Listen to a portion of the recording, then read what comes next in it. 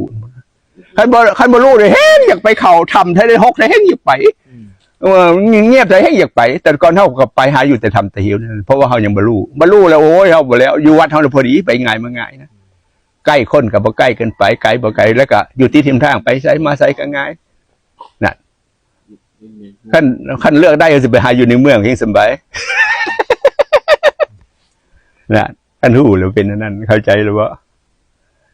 มันสิหาแต่ความสะดวกสบายไปแล้วมันอิสระสะดวกสบายไปแล้วมันบ่หายากคือเขาคันเฮาบ่จักเราไปเฮ้งไปหาแต่บ่ยากนะหาแต่บ่ลำบากเฮ็ดหยังเพราะมันบ่รู้คือว่าทรัพยากรสิซอยเฮานะเข้าใจแล้วบ่ซอยได้เยอะตอนเจ้าอยู่มันออกมาก็คือเขาได้แต่ตอนเจ้าอยู่มันออกมาก็คือเขาพอเจ้าบ่รู้ความจริงเนาะเจ้าบ่เข้าถึงความจริงปริยัติพุทธเขียนไว้หลายเนาะอาจารย์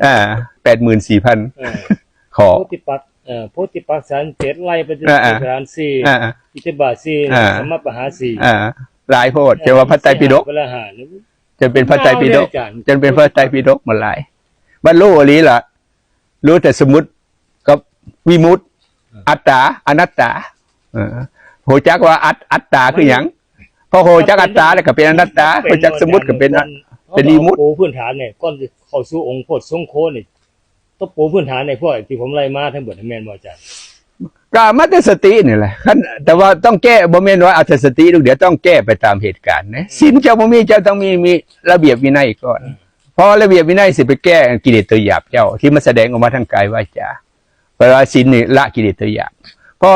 ได้ศีลละกิเลสตัวหยาบไปยังตัวกลางบ่นี่ตัวอันความคิดฟุ้งซ่านกุ้มลุ่มในใจเจ้าอยู่ต้องไปเพ่งไปข่มให้